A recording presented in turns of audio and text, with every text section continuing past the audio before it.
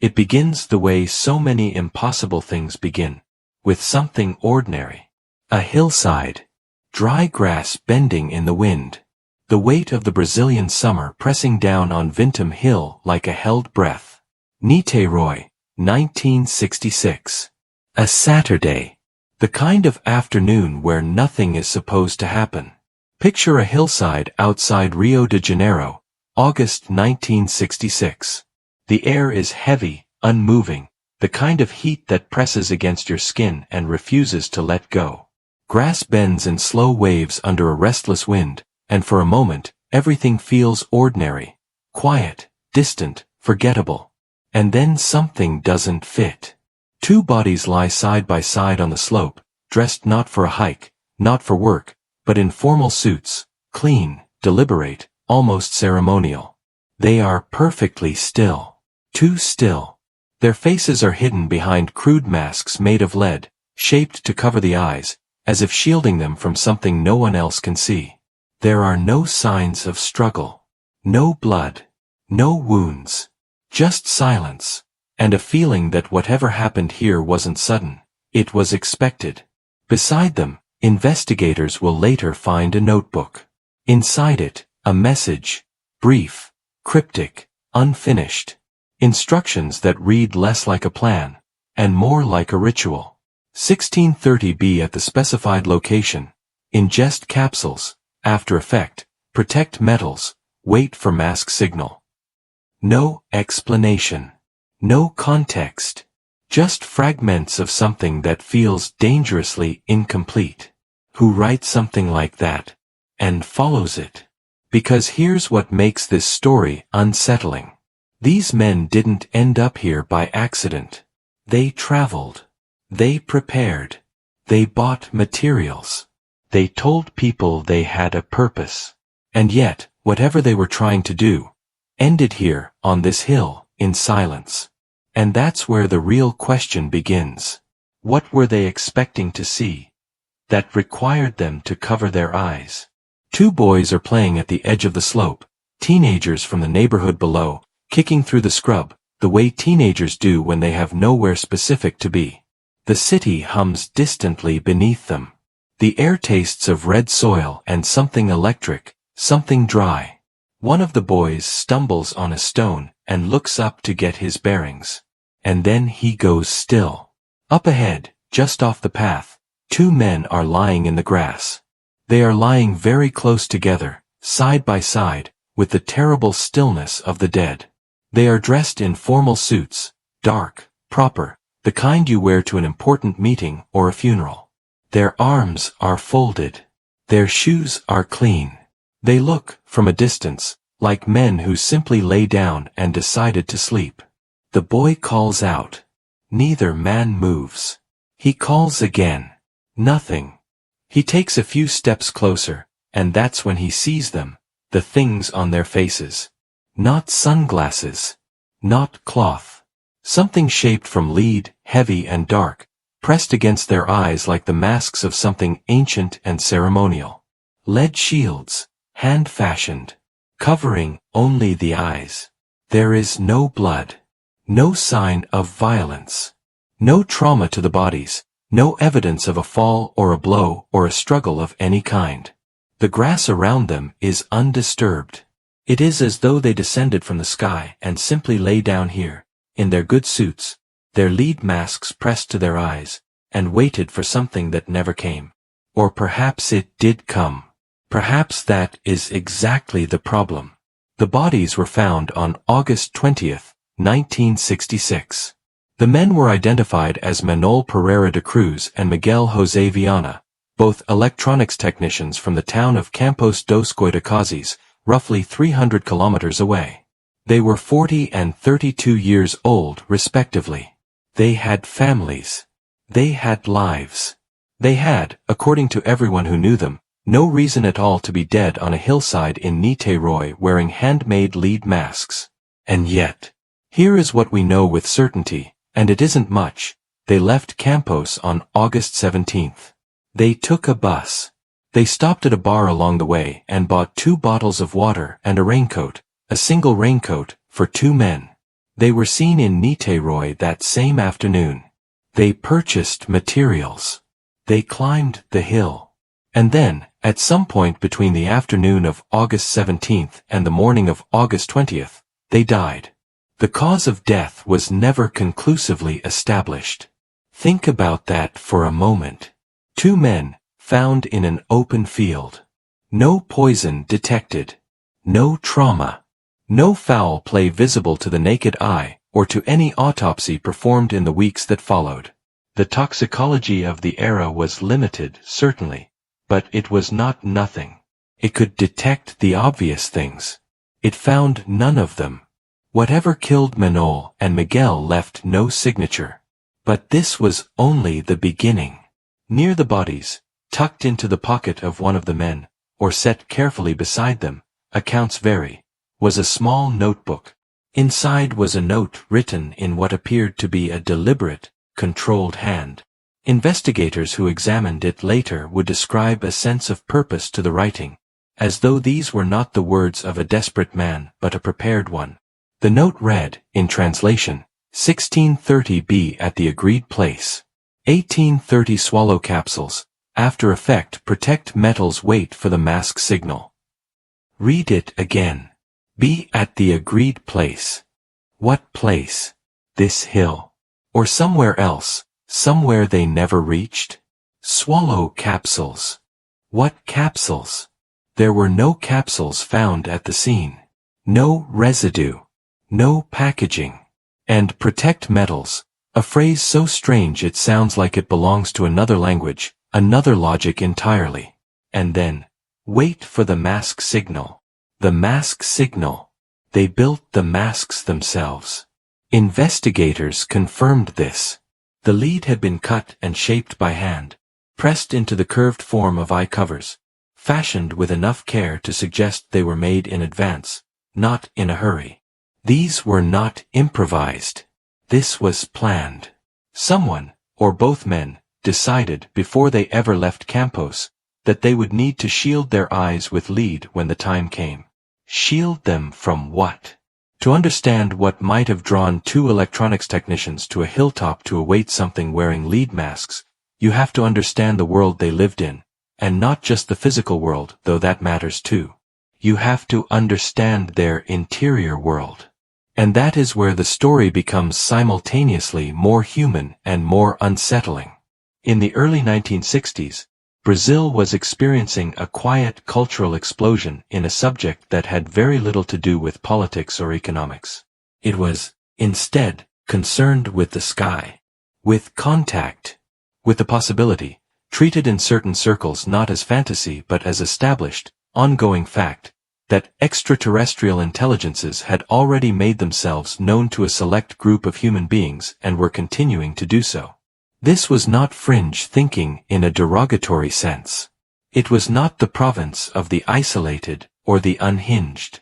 Brazil in the 1960s was home to a remarkably organized, earnest, and large community of people who studied what they called ufology, with the rigor of scientists and the devotion of believers. These groups held meetings. They published journals. They performed experiments. They shared protocols. And Manuel and Miguel were, by all accounts, deeply embedded in this world. People who knew them in Campos described 2 men who were serious, intelligent, professionally competent, and absolutely consumed by their interest in contact with extraterrestrial beings. This was not a hobby they kept quiet. It was, for both of them, something closer to a calling. They had read everything available on the subject. They had attended meetings. They had, it seemed, a specific belief that contact was not only possible but achievable, if you knew the right protocols, the right timing, the right protection. Protection. The lead masks make a terrible kind of sense if you accept the framework the men appear to have accepted. If you believe that contact with a non-human intelligence might involve intense light, intense radiation, something that could damage the eyes or the body, then you would want to protect yourself. You would want to shield your eyes. You would want to protect metals, perhaps meaning to insulate against electromagnetic interference. You would want capsules that might help your body withstand the encounter. You would, in short, do exactly what they appear to have done. But this is also where the story fractures. Because accepting this framework requires you to accept one of two possibilities, and neither of them is comfortable. Either Manol and Miguel were pursuing something real, and something happened to them on that hill that we do not have the language or the evidence to explain. Or they were pursuing something they sincerely believed was real, and whatever they ingested or attempted in service of that belief killed them in a way that left no trace. Both possibilities are disturbing. Both remain open. The investigation, when it came, was thorough by the standards of its time and place. Police from Niterói processed the scene. The bodies were transported. The notebook was examined. Witnesses were interviewed. The two men's last days were reconstructed with care, and what emerged was a portrait of purpose, not of men who wandered onto a hillside and collapsed, but of men who went there deliberately, with equipment, with a plan, with a timeline. The water, the raincoat, the lead masks, the note, the capsules, whose absence was itself a kind of evidence, because if there were capsules to be swallowed and they were swallowed, where did they go? Into the bodies, presumably. But the toxicology found nothing. Unless the capsules contained something the toxicology of 1966 could not detect. Unless they contained something for which no one was yet looking, because it wasn't yet known to exist. That thought alone is enough to keep you awake. And then things became even stranger. As investigators dug deeper into the community the men had inhabited, the networks of ufology enthusiasts, the groups they had belonged to, the experiments they had participated in, they found that Manol and Miguel were not the only ones. There had been others. Other individuals, in Brazil and elsewhere, who had attempted similar things. Some had survived those attempts. Some had spoken, obliquely, about what those attempts involved. And the protocols described, the specific timing, the instructions about capsules, the reference to a signal, to agreed locations, bore a resemblance to what was written in that notebook. There was a community. There was a protocol. And the protocol, apparently, sometimes went wrong. But investigators could never establish exactly what the protocol involved. The community was not secretive in a conspiratorial sense. Many of its members spoke openly about their beliefs and their goals. But they were protective of their methods. And the specific experiment that Manol and Miguel had apparently been conducting, what it required, what it promised, who had taught it to them, remained impossible to fully reconstruct. Several theories began to emerge, and they did not so much compete as coexist, each one illuminating a different face of the same dark object. The first theory was the one that law enforcement quietly preferred, partly because it was the most legally tractable. The men had ingested an unknown substance, a drug, a chemical compound, something experimental, as part of their ritual, and that substance had killed them. The absence of toxicological evidence was frustrating but not fatal to this theory. There were things that could kill a person and leave no conventional trace, particularly in 1966.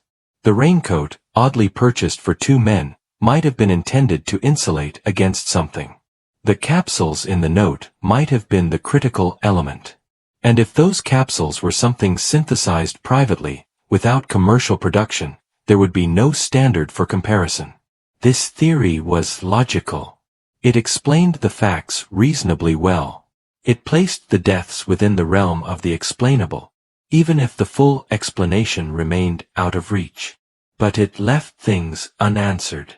It didn't explain the masks. Lead has very specific properties. It blocks radiation. You don't shield your eyes from a drug with lead. The masks implied an anticipated external phenomenon, something coming from outside the body, something energetic or electromagnetic or luminous that required physical protection. If the men expected only to feel the effects of something ingested, why the masks?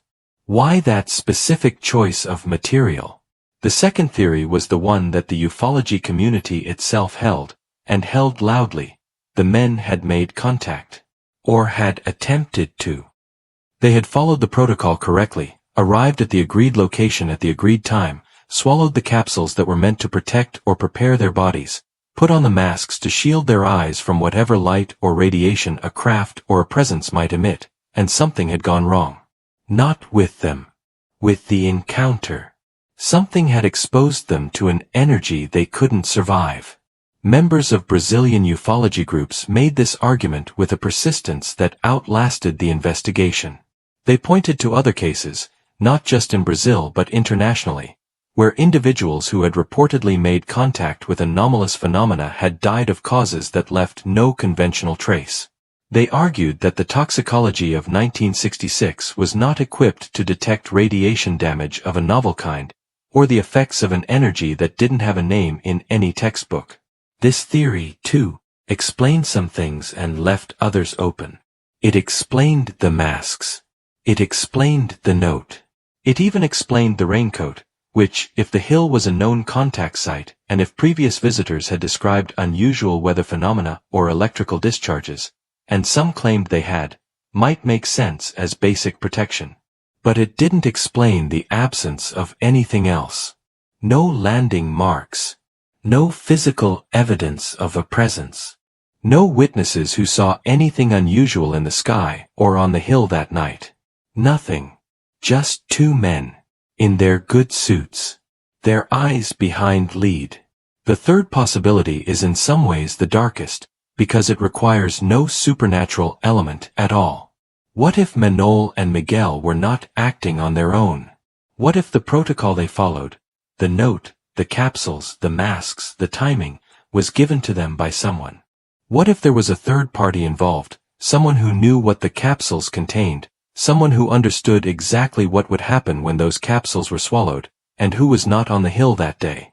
This possibility was never seriously investigated, and the reasons for that are worth sitting with. By the time investigators had established the contours of the ufology community and the protocols it sometimes followed, the case was already years old. The networks were diffuse, international, and largely self-organized.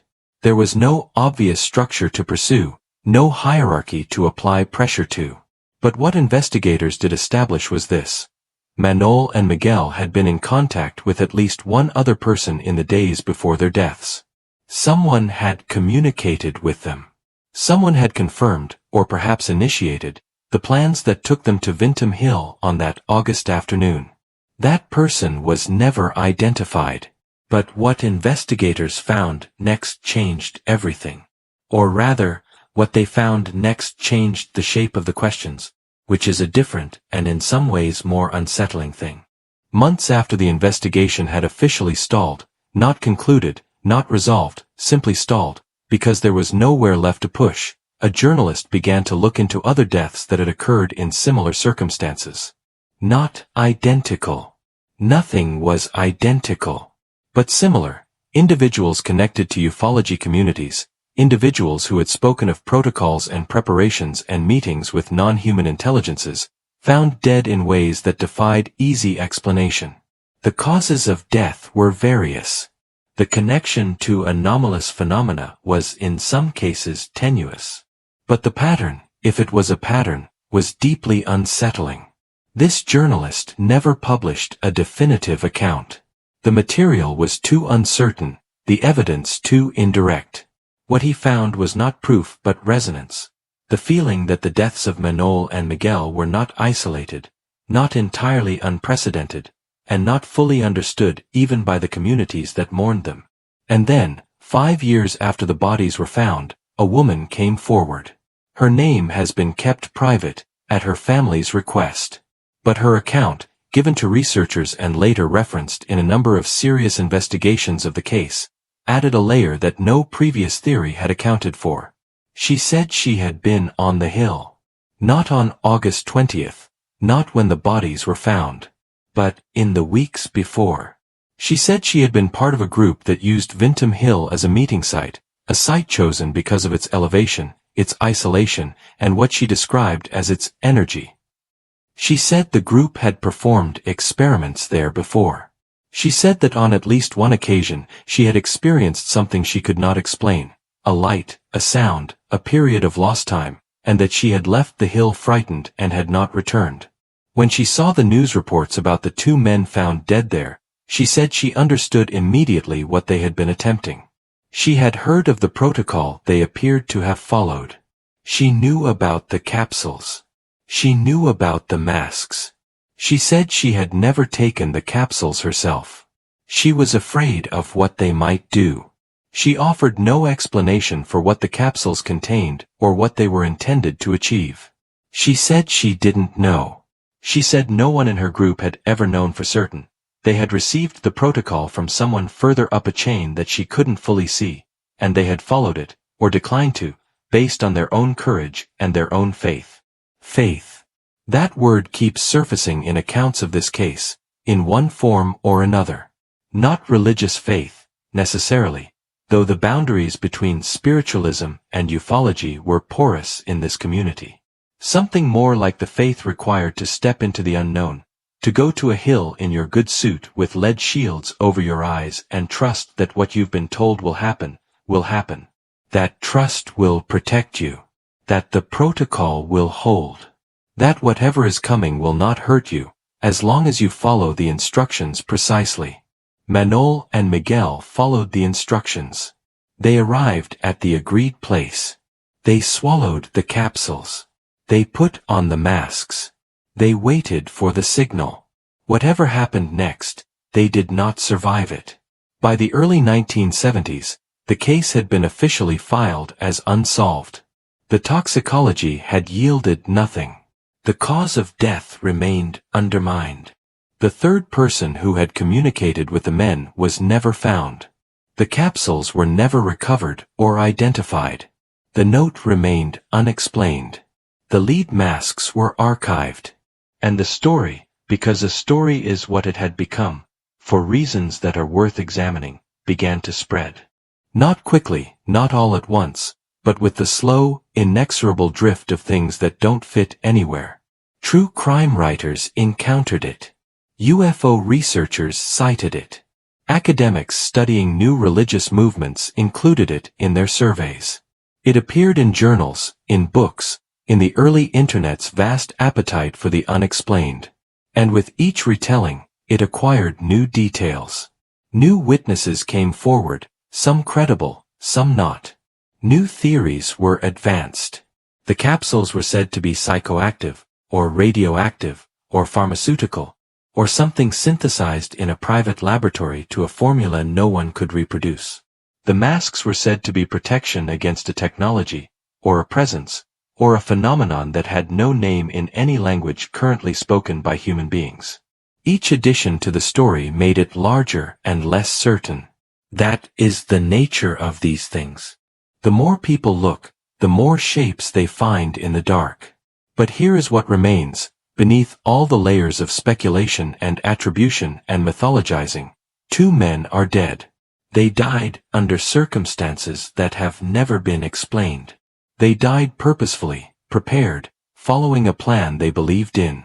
And whatever that plan was intended to achieve, contact, transcendence, communication, transformation, it is not documented anywhere with enough specificity to tell us whether it could ever have worked. Whether there was anything to work toward. In 2001, Brazilian journalist Tiago Luiz Tichetti published what remains one of the most thorough reconstructions of the case. He traced the movements of the men, interviewed surviving witnesses, and located documents that had not been widely circulated. What he found was consistent with the known facts but added texture. Small details that make the story more human and, in some ways, more heartbreaking. Miguel José Viana, the younger of the two men, had spoken to his wife before leaving Campos. He had not told her where he was going, exactly. Only that he and Manol had important business to attend to and would be back soon. He was not, by her account, frightened. He was serious, focused, the way he got when something mattered to him. He kissed her before he left. He told her not to worry. Manol had said something similar to his family. Important business. Back soon. Don't worry. Both families said, later, that the men had spoken in the preceding weeks about a breakthrough. Something that was coming. Something they had been preparing for. Neither family knew the details, because the men kept the specifics of their ufological activities largely separate from their home lives. Not out of shame, it seemed, but out of a desire to protect something precious and uncertain from being diluted by the skepticism of people who loved them. They believed they were on the verge of something. That much is clear. There is a detail about the raincoat that has stayed with me longer than almost anything else in this story. One raincoat, purchased for 2 men. Some investigators interpreted this practically. Perhaps they intended to share it, or one of them would wear it. But there is another reading, more troubling. Perhaps only one of them was intended to need it. Perhaps the protocol called for different roles, one who would be more directly exposed to whatever they expected to encounter, one who would act as some kind of anchor or witness. Perhaps the raincoat was for the one closer to the edge of the thing they were attempting. We don't know. We will probably never know. But the image remains. 2 men on a hillside, 1 raincoat, a note about timing in capsules and a signal, and the profound, impassive stillness of the dead. In 2014, a Brazilian television documentary revisited the case with new forensic analysis and additional witness testimony. The forensic team concluded that the original toxicology had been limited in scope and that, without the actual tissue samples, which were no longer available, having been disposed of after the required retention period, it was impossible to retroactively determine a cause of death. They could not rule out poisoning. They could not rule out a cardiac event triggered by a substance that had since metabolized. They could not rule out radiation exposure, though they noted that radiation damage of sufficient intensity to kill quickly would typically leave physical markers that had not been documented. They could not rule out anything. The masks, examined with modern equipment, were confirmed to be made of lead, hand-formed, without any special properties beyond what lead naturally provides. They would block radiation. They would block light. They would not, by themselves, protect against anything truly catastrophic. They were, in the assessment of the forensic team, adequate protection for an anticipated phenomenon, but not for something extreme. Adequate protection for an anticipated phenomenon. The phrasing is remarkable. It implies design with intent. It implies that whoever made those masks understood, at least in broad terms, what they were making them for. And that is the thought that sits at the center of this mystery like a stone at the bottom of a clear pond. These men knew what they were doing. They were not confused. They were not lost. They were not in the grip of a delusion that had severed them from logic. On the contrary, their preparation was methodical, their execution precise. They arrived on time. They followed the steps. By any measure of intentionality, they were exactly where they meant to be, doing exactly what they had planned to do. Which means that whatever killed them was, in some sense, anticipated. Not welcomed, necessarily. Not desired. But known to be a possibility. Protect metals. Wait for the mask signal. These are the words of men who understood that what they were attempting carried risk, and had taken measures, however insufficient, against it. They knew there was something to protect against. Decades have passed. The hillside still stands above Niterói. The city below it has grown and changed. The ufology community of 1966 has transformed and fragmented and reconstituted in new forms. The specific groups that Manuel and Miguel belong to no longer exist in their original shape, though their descendants and analogs are everywhere. And the case remains open. Not officially, perhaps, there is no active investigation. But it remains open in the sense that the questions it raises have never been answered, and the answers it has been given have never been satisfying. It persists in the literature, in the forums, in the conversations of people who are drawn to the things that refuse to close. Why does it persist? What is it that keeps this particular story alive when thousands of others fade? I think it persists because it contains something almost no other mystery does, Evidence of sincerity. Whatever Manuel and Miguel believed, they believed it enough to die for it. Not in a moment of passion or fear or despair. They weren't running from something. They were running toward something. They prepared. They showed up. They followed the protocol. And that sincerity, combined with the absolute impossibility of knowing what they were sincere about, is what keeps the case alive. We can debate the theories. We can argue about capsules and radiation and fringe communities and 1960s toxicology. But we cannot argue with the fact of two men, in their good suits, with lead over their eyes, lying still on a hillside in the August heat. They were waiting. One more thing. It is a small thing, and it may mean nothing. But it has been noted by several researchers over the years, and it stays with you once you know it. The hill.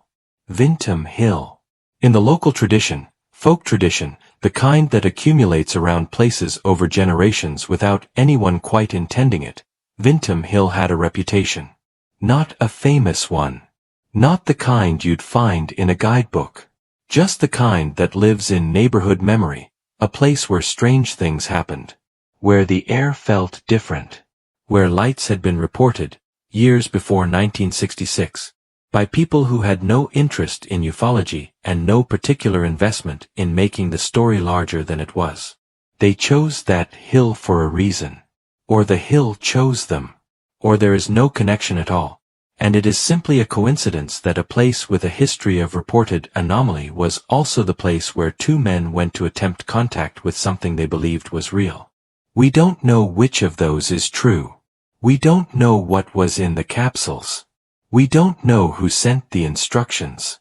We don't know what the mask signal was, or whether it ever came. We don't know what the men saw, in the last minutes before whatever happened, through the lead shields pressed against their eyes. We know they were there. We know they came prepared. We know they believed. And we know that believing, on that afternoon, was not enough.